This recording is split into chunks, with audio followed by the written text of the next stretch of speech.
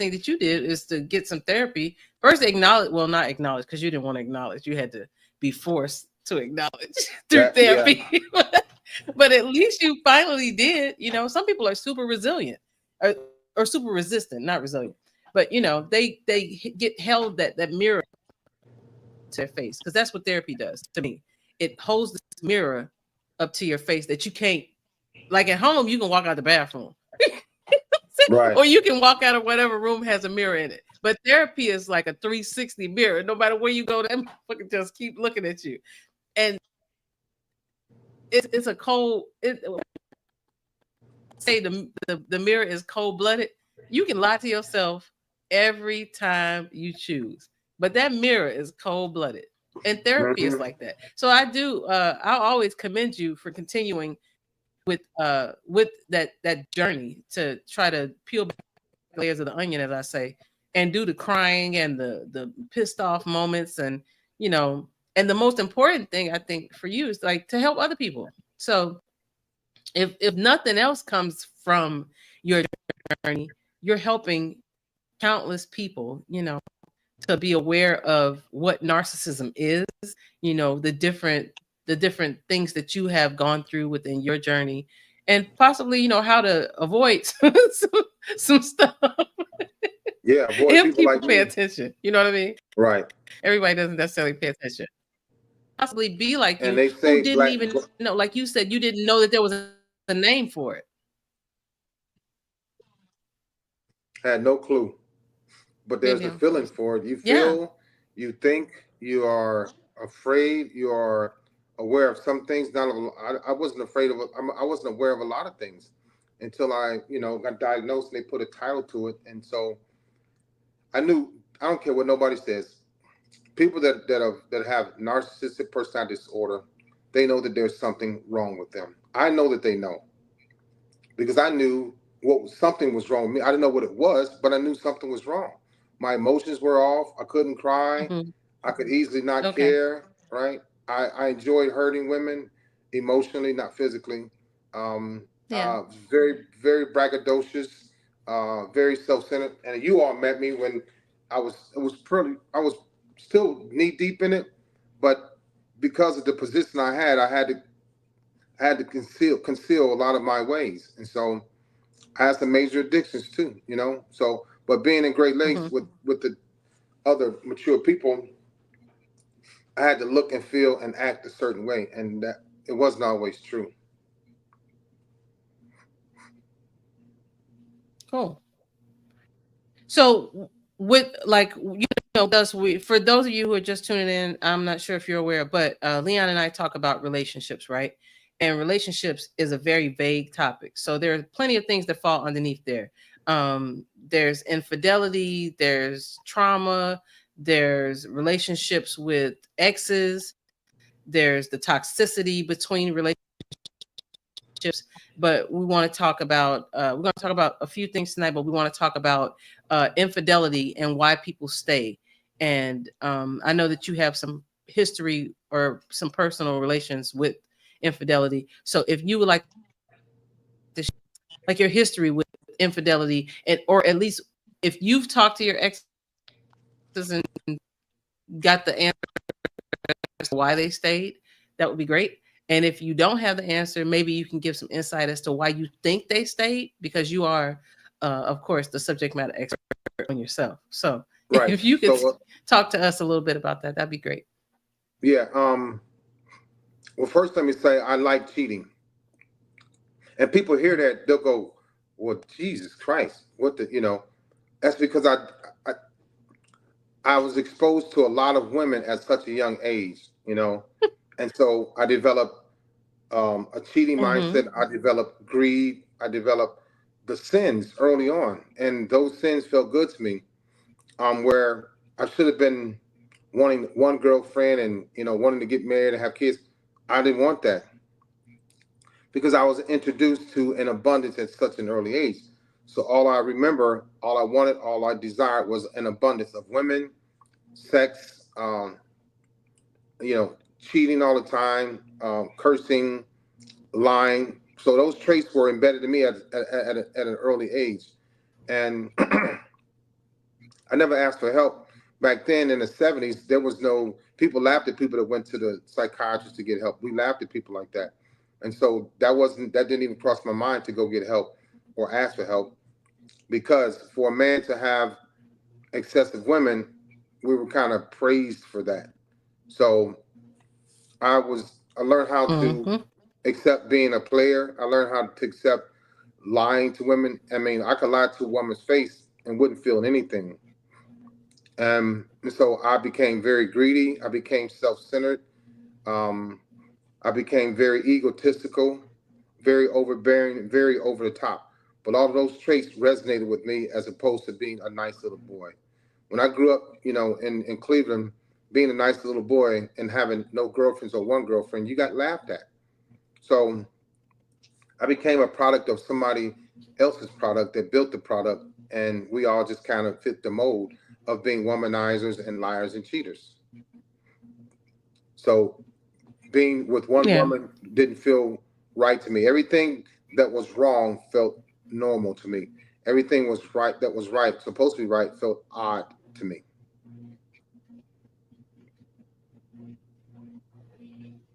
Okay, so I hearing that, it makes me curious. Were there any constant representations of one-on-one relationships between a man and a woman in your life when you were No, growing there up? was the constant repetition relationships were the cheating, the violence, the putting down, the name calling. That was consistent, going all the way back to my grandfather. I can remember him verbally abusing my grandmother so much to whereas I was 7, 8 years old, and I would laugh with him at my grandmother. So things like manipulation, verbal Mm. abuse, physical abuse, cheating were all embedded in me at an early age, as far as probably 5 or 6 years old. So what seemed natural to me was the wrong thing. What seemed unnatural to me was the right thing. And that was how my brain had gotten Mm-hmm. wired from, being Mm-hmm. a product of my environment. And Yeah. then people, when I tell people that, the psychiatrists that I've seen, Yep. a bunch of psychiatrists, seen a bunch of psychotherapists in the Navy, they understand because they had to study that. You understand because you've been around in the military and you've seen in your life. Mm-hmm. But the people that didn't grow up like that, they look at me as if I was crazy. So I'm not an introvert at all. I'm very extroverted. But when I told people certain things that happened to me, and some would laugh at me, I became angry. And so that's like a serial, somebody that does a serial incident. Rather, I don't want to say the word, but when they continue to do things over and Mm-hmm. over again, I became a serial Right. cheater. Yeah, and so that's where I found comfort at. Yes. Um, and for me, I was already egotistical. I was already cocky and arrogant, and so I didn't know how to be with one girlfriend. I didn't know how to be. I didn't know how to hold hands and hug and stay with one person and not cheat. Cheating is Mm-hmm. one thing that drove my psyche. Having a bunch of women and seeing how they looked at me and what they thought of me was what drove me, and it wasn't to be monogamous at all. Mm-hmm. Thank you for sharing. Hmm. I appreciate that. Sharing makes me think about it's forgiveness. Have you been able to forgive yourself? So I learned how to forgive myself in therapy, back in 2014. Before that, forgiving other people was never going to happen. I'd much rather be mad and angry and hurt somebody, not physically hurt them, but hurt their feelings and emotions by cheating and lying, and knowing that I was cheating and lying, and knowing that they knew that I was cheating and lying. That felt good to me.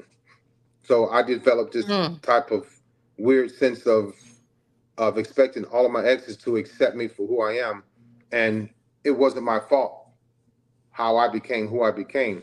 So I was it was easy for me to blame other people for my lack of or my inability to act in a professional manner as a young man. So I never had any guilty conscience about nothing I did ever. And then on top of that, I was a great performer in the Navy, so I would turn around and do something nice, or for me, or in the eyes of other people to make myself look good so that I can feel good. So I always suppressed my feelings and emotions, and I hardly ever became in tune with a negative emotion or feeling when it came to hurting women, feeling wise, not physical, but feeling and emotion wise. Okay. So you have forgiven yourself, correct? Well, I learned how to do that in therapy. Before therapy, in 2014, I didn't know I wasn't gonna forgive anybody. First of all, let me start there. It started with it started with being happy, not forgiving my parents for the divorce. It started with being happy, not forgiving my uncle for touching my private area, and it happened. My not forgiving started with my cousins that molested me. So what people don't understand is that I would much rather be mad and angry as opposed to loving and caring. And so I became very vindictive. And I assume that that's because that requires vulnerability. Exactly. And one thing I was not going to do is, yeah, I was not going to be vulnerable. That never crossed my mind. When in therapy, she mentioned, you ever thought about being vulnerable? Before she get the whole word out, I was like, oh, no, no. One thing about me, I wasn't going to be vulnerable because my mindset was, why should I put myself Because you in ain't a finna get over on me. Right, right, exactly. Yeah. Why should I put myself in a You know I vulnerable can state identify, so yeah, that's what I was saying. yeah. Why should I put myself in a vulnerable state where somebody's already taken advantage of me and I didn't know anything about being vulnerable? So to be vulnerable and understanding and caring, no. I clearly lack empathy when things that happened to me and nobody was there for me. So I made up my own mind to, you know, be just as cold blooded as the next serial cheater. And I enjoyed that more than anything.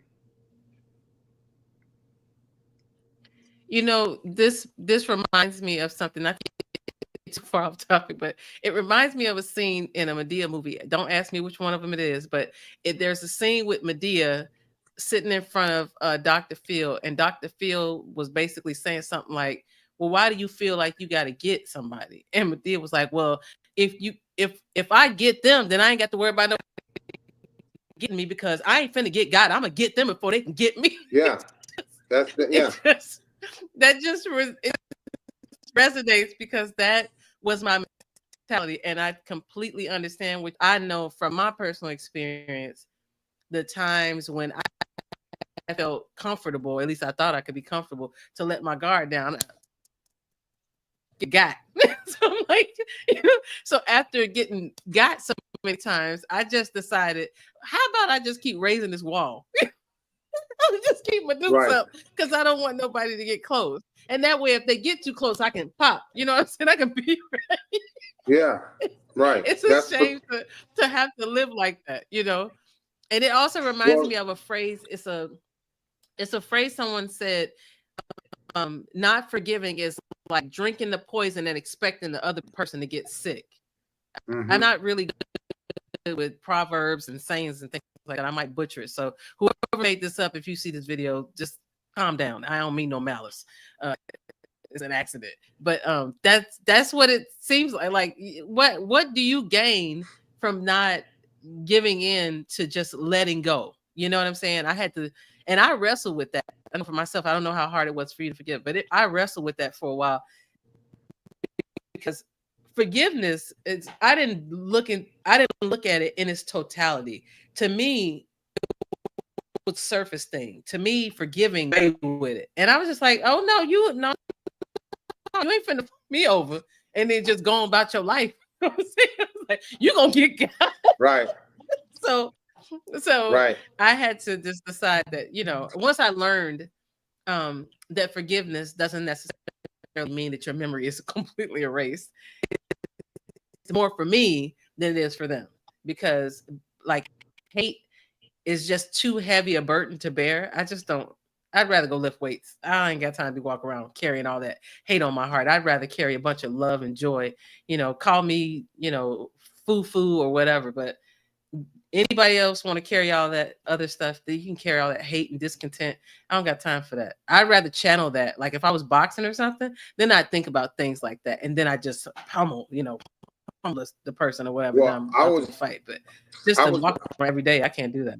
I was kind of like the opposite. I enjoyed being hateful, and so for me, being hateful was it was rewarding. Doing the right thing and being nice and apologizing, I wasn't about that life.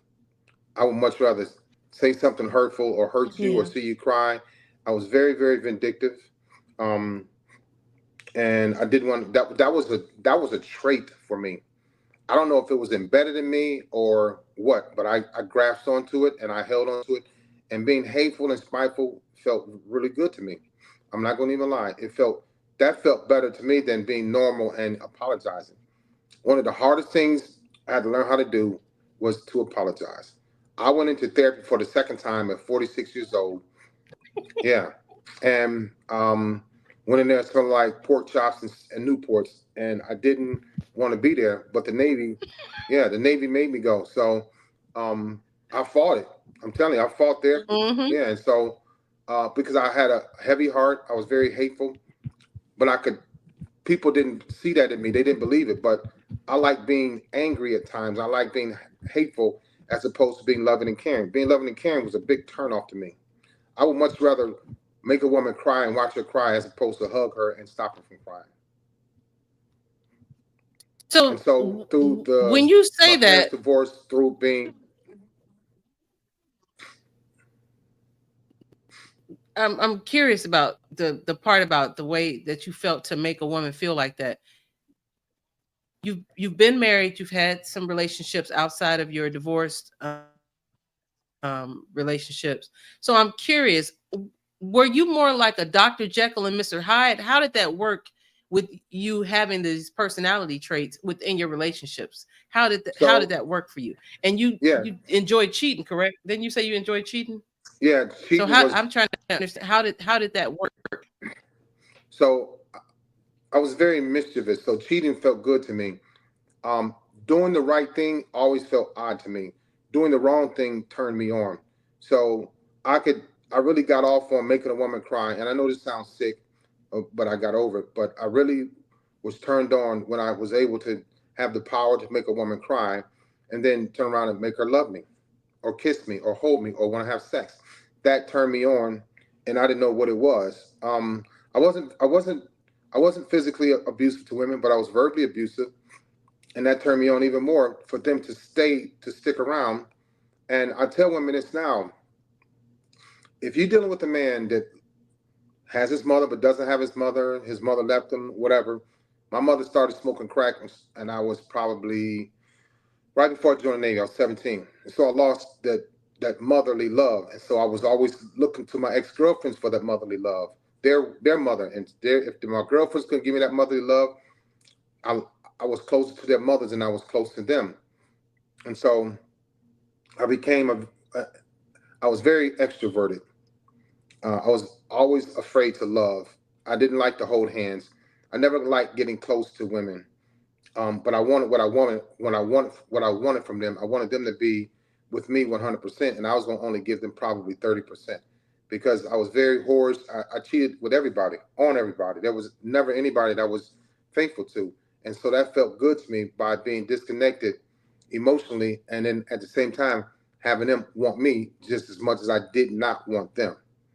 I know it sounds weird, but I was always doing the opposite, and my brain had been wired that way through abuse and neglect as a little boy. So it was from everybody touching on me, my cousins, my uncle, my babysitter, and I developed anger issues from all of that. And I know you can understand those things too, but so yeah, I just became this person that was I wasn't a loner, but I wanted what I wanted, and it was no being committed in any relationships at all. To me, cheating turned me on, and having an abundance of women was the best thing for me, as opposed to being monogamous. Okay. So, with that being said, what do you think is the reason why the women that you were with stayed with you when you were cheating? Or did you get busted and get broken up with? How did that No, all I go for always you? got caught. Even I gave a woman chlamydia, I gave a woman gonorrhea. I did all kind of stupid stuff. What? Yeah, You wasn't and even so good at it? no, I wasn't even protecting myself. Okay. As nasty as I was, I wasn't protecting myself. Thank God I didn't get a permanent disease. But um, I knew, and I used this against women. I Or knew pass that it women. on to give it up to anyone else? No, I didn't pass it on. No, but I knew that women look for broken men like me, because if you find somebody that's already together, and there was times where I was together, but I didn't like being together because, to me, I wanted to manipulate her enough to want to give her life to me while I'm running away from her. And I had women chase me doing that. I could turn around and like clean up the whole house, cook a nice meal, yeah, and plan a hell of a weekend. And then by Monday, I would be a totally different person. Didn't want to be around her, act like I didn't like her. So I knew she's going to chase me, because the mistake women make with me is telling me everything that their ex-boyfriend didn't do. So she's going to get him in me, and she's going to get me in me, and she's not going to be able to deal with it, because I was going to be a lot for her to handle. At the same time, she was attracted to me, and then she saw that I was trying to change her life in a good way to make her feel better or be better than the next guy did for her. But that wasn't going to last long for me. That was the love bombing phase for me. And within a few weeks, I was a different person. And then my thing was to get her chasing me, and she did. I knew better, but I didn't want better. I was very happy being dysfunctional and broken. That was more comforting to me, because loving somebody or getting close to somebody felt very uncomfortable, and it felt odd because for years I'd run from that. My parents stopped me from having that at 11 years old. So all I knew was the streets and being promiscuous and lying. The negative things felt good to me. Those are things that gave me power over a woman. And I knew that every time I asked for something, or I looked tired or sick, or I was wanting to cry, I knew they would hold on even tighter. And I would fight even harder to get away from that. So I wanted them to love me, and at the same time, I wanted them to hate me. But I knew they wouldn't hate me. I knew they would love me more, because that's a natural instinct for a woman. And so I knew what I was doing. That manipulation part is what played in my favor. But it was very dangerous, because women started, you know, going crazy, and I thought that was wrong. But I didn't think about hurting them emotionally. I was thinking about my selfish ways while they were hurting, and I didn't offer any help.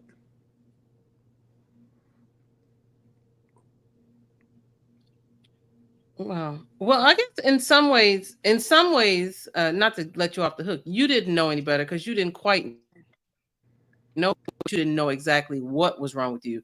And then on the other hand, I would say that was going with the flow, because there's another saying, probably butcher this one too, but you, and in the sense that your environment trained you because you were just enmeshed in all this toxicity.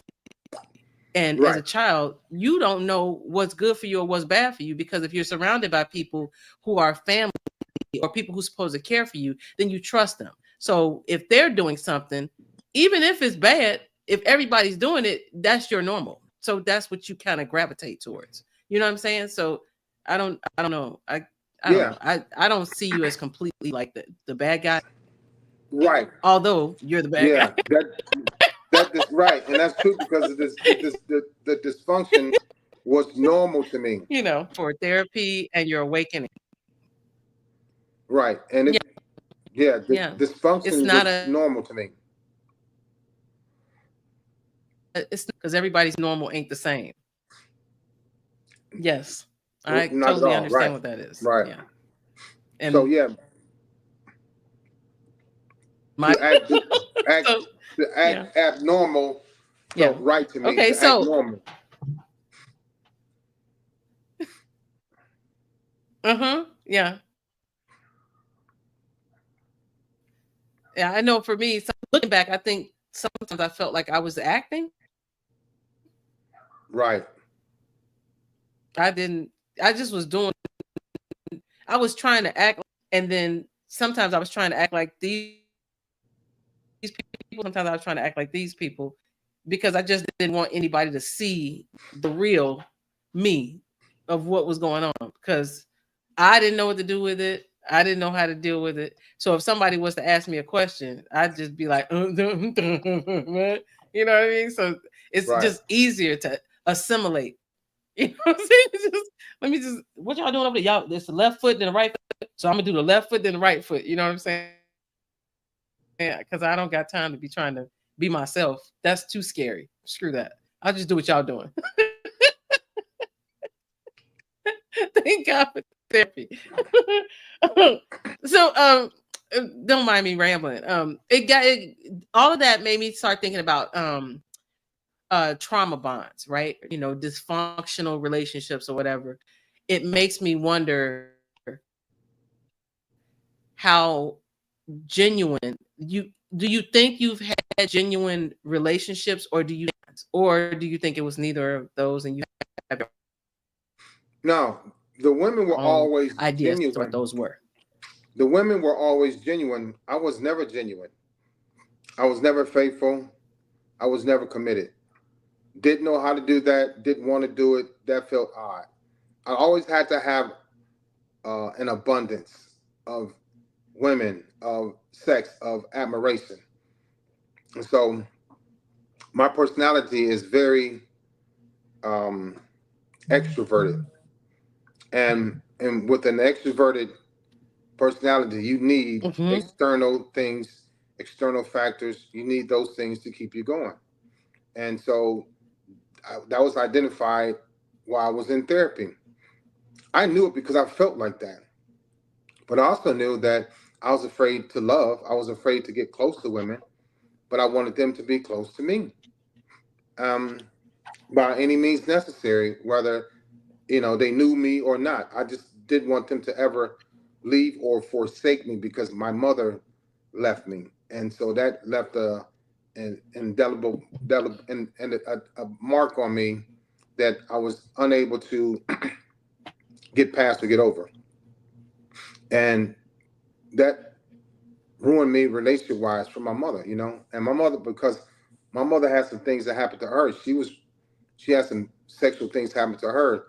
Her mother discarded her, and her brother was murdered. So I was used to either being discarded by my mother, and then I'm going to discard everybody else in my life. So everything that happened to me from my mother, I started doing that to other women.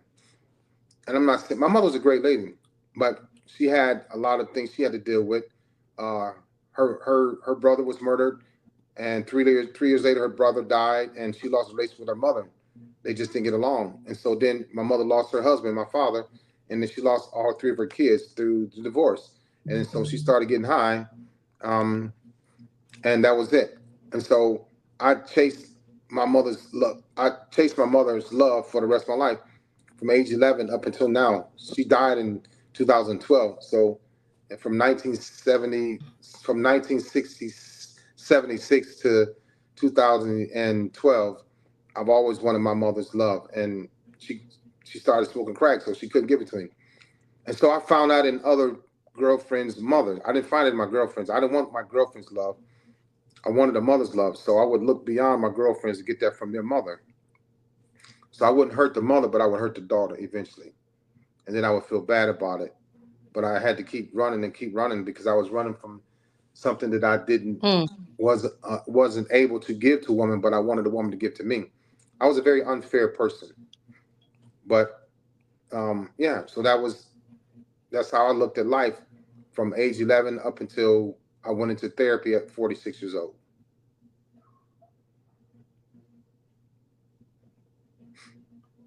Wow. Okay.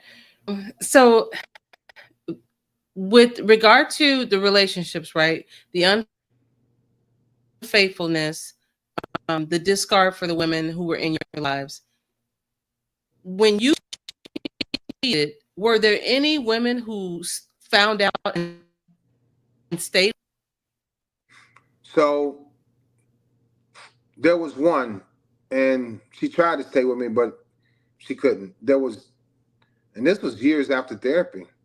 And I had failed at holding on to what I learned in therapy.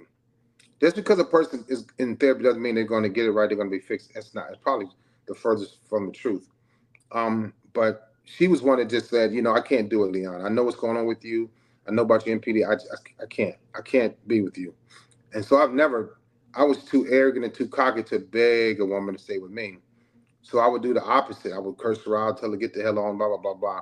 I did that with everybody that was like, I can't deal with you, Leon. I'm like, all right. So I had, in my mind, I had to make it their fault. I had a hard time accepting reality and taking responsibility. I didn't want to do that. But I expected other people to do it at work and in relationships, but I wasn't going to do it. That was the personality trait that I had. One of the traits that I had. Didn't want to be confronted, couldn't handle the truth. I could not handle the truth about me. And so the one woman said, I can't do this, I gotta go. So she left. But all women that I dated stayed in a leaving mindset. So they were there, but they weren't. Because I was very off-putting. They wanted to help me, they couldn't help me. I was very evil at times. Detached, dysfunctional, and that was a comfort zone for me because I didn't want anybody to get too close to me because I was afraid that if my mother could leave me, anybody would leave me. And so once my mother left me, I fell apart and I went on this path of developing narcissistic personality disorder. It happened before my mother left, but it just got worse after she left. And so I always believed, I told women, I was, look, my mother left me, so I know you would leave me one day. So I stopped myself from loving anybody. Didn't want to talk about love, didn't want to hold hands, didn't even want to cuddle. So yeah, I developed all that through. I think it's so weird that we are, because like your mom left growing up, my father and my brother left. My father left physically, my brother left physically, but he also left sense of in his sobriety. Like, he was my very first best friend. So when he left due to his drugs and chasing the streets, I lost him in a completely different sense. And I used to have that mentality with men, like, you ain't gonna leave me, I'll leave first, because my father left, my brother left, so you ain't gonna blah blah blah. But with that mindset, like, you were like faking the funk, but you were not trying to be emotionally attached to these. I kept my track shoes on, because don't act like, I need you when I do need you. Right. It was the weirdest situation. When I look back, I need somebody's therapy. Because what are you doing? What is going on with you? But yeah, it's weird, because I was chasing the cuddles, I was chasing the love, I was chasing the affection, I was chasing the attention. It was a facade. A couple times it was a bet. It's crazy how things work and how we try to make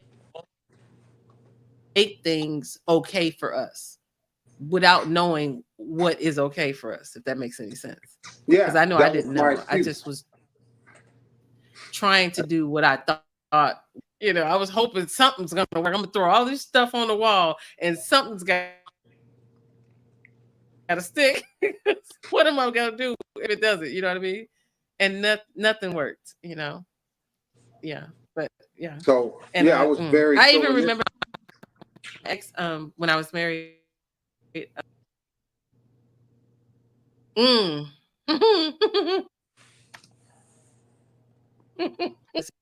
situation where just to see what I was gonna say. Whatever. Anyway, it was very hurtful, and I went through a range of emotions. If nobody else has been through it, it's hard to explain. I don't know how to explain it, but I felt, and unfortunately for me at the time, my self-esteem was 500 feet below the sewer. So I was like, oh, I was work for me is that I didn't give it time. I didn't process it. I don't think it was in the time when I was just like, well, we can work through it. And looking back, I know that I didn't process that well. But anyway, I went on from there, not trusting. But that comes from, you know what I mean? That's a major violation in a relationship. Right.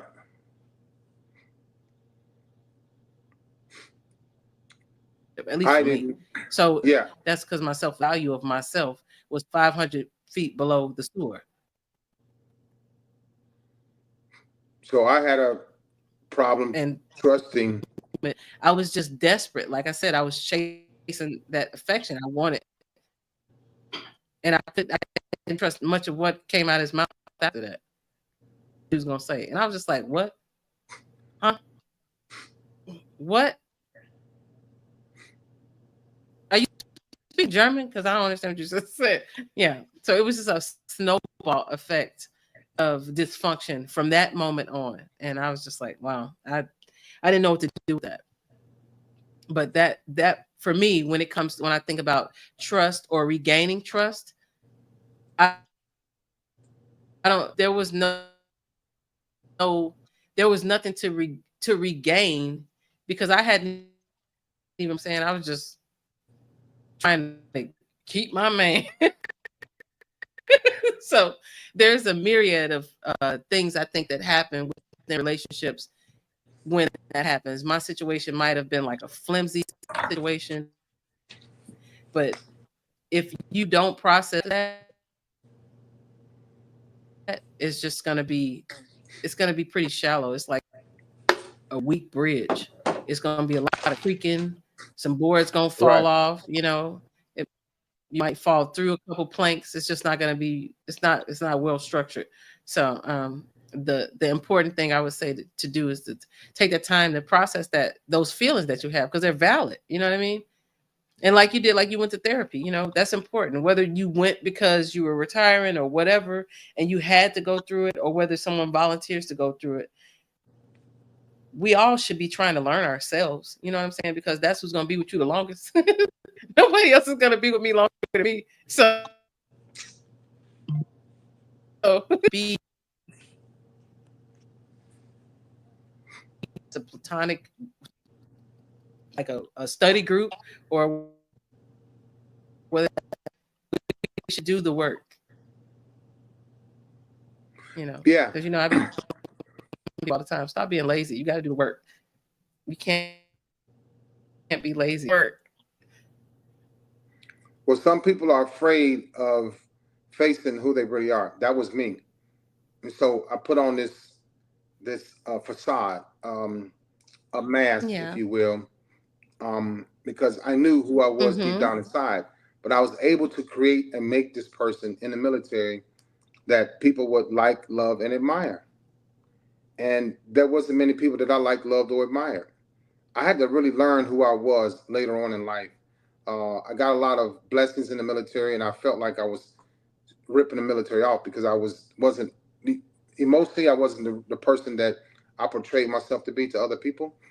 Even every woman that I met, I was always somebody different, and then it's gonna come out months down the line. They're like, "Well, who the hell is this guy, Leon?" And I'd never apologize and say, "Well, you know what? I lied to you," which I should have done. That was the right thing to do. But emotionally, I was always detached. I was always afraid to fall in love. I was scared to hold hands. I was scared to tell a woman I loved her. I did those things and it was because of my childhood. You know, I don't remember my parents telling me they loved me when I was a kid. I don't remember it. I don't remember. I'm not going to even make it up, but I don't remember it. And so I became accustomed to not hearing that.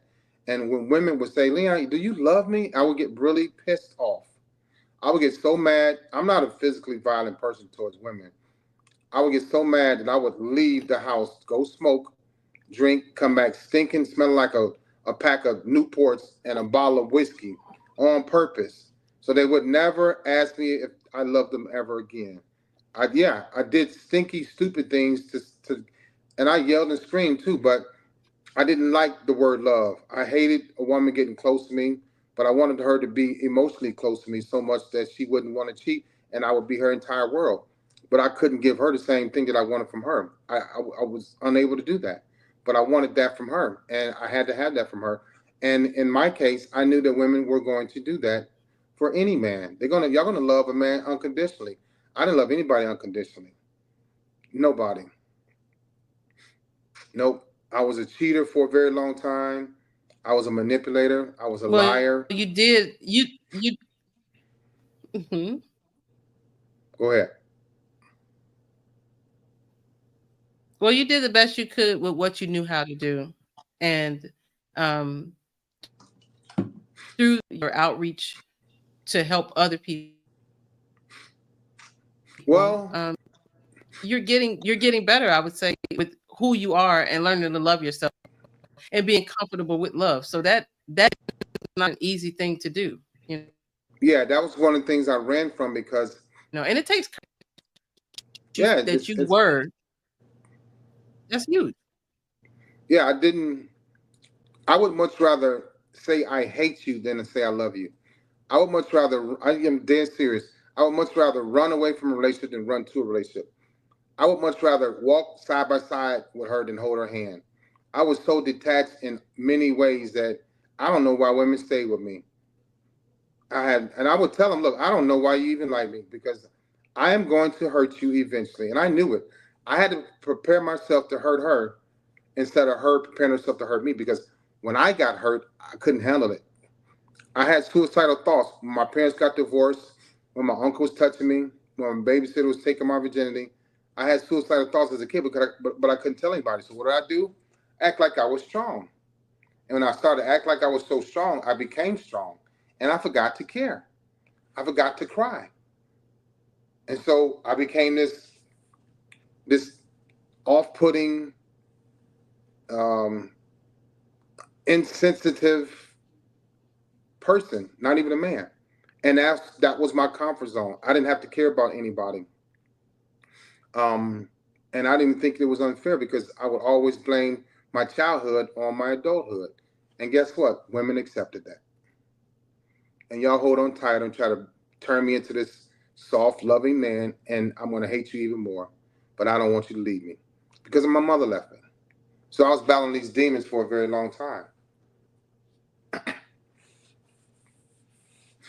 And then they became like I was accepted for being unloving and uncaring. And so I accepted this role because I was accepted for who I was. Oh, that's Leon. You said you became accepting. Okay. Yeah. So gotcha. I got to a point where women said, "Okay, I'm gonna get these three things from Leon and not to accept anything else," and that was my comfort zone. So it became her comfort zone. But in doing that, women, for me, I starved women to death. I starved their soul. I starved their heart. But I knew what I was doing so much to where I knew they weren't going to walk away from me because I became their son in a sense, and I knew what I was doing. I did that, so I could be bad. I could be your bad little son, and you're not going to get rid of me. You might want to talk to me about it, but I don't want to hear it. So women never left me because I played on their nurturing roles. I knew what I was doing. I did it on purpose. But I expected them to forgive me. But the twisted part of this, I wasn't going to forgive anybody that did something wrong to me. So I was a very unfair man.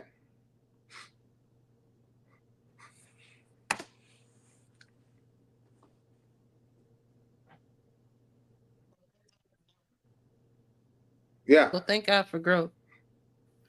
For those of you, well, he's written a few books, but one of which is titled Broken. And that one gives you a pretty good look in mind who you see today.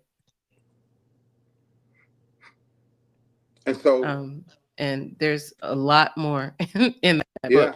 a If lot you more. want to give some time, it's a great read. And so I Did you in have that anything else that you would like to share with the viewers before we turn it over no, that was to it. next? I don't have much time tonight anyway, but no, I just want to let people know, if you're dealing with somebody with NPD, BPD, I have NPD, it's tough because I didn't get any help until I was 46. Okay. And that was probably clearly over. As a kid, I knew something was wrong with me. As a teenager, as a young adult in high school, I knew something was wrong. But if the person that you're dealing with, you like, you love, you're married to, if they don't say I need help, or they don't go to a psychotherapist and get help, because that's who helps people with NPD. At least they'll find out if they have or not, or they find out their issues. If they don't go into that hospital or that clinic to get help, your life is going to suck for a very long time. They're going to be verbally abusive. They're going to cheat. They probably be physically abusive. I wasn't physically abusive. I was mentally abusive. I was verbally abusive. And so all of those are probably worse than being physically abusive. I don't like being physically abusive to women. I've never have been. But the mental abuse is worse, and that was me. So if you're dealing with somebody like me, they're not going to go on their own. I was able to go to therapy through the Navy, and I had to commit to it. Had they not told me to commit to it, I wouldn't. You wouldn't be talking to me today. It would be something. I'll be in an insane asylum. I would have put somebody in an insane asylum or something. I'd be homeless on the street because I couldn't deal with myself. I needed the help.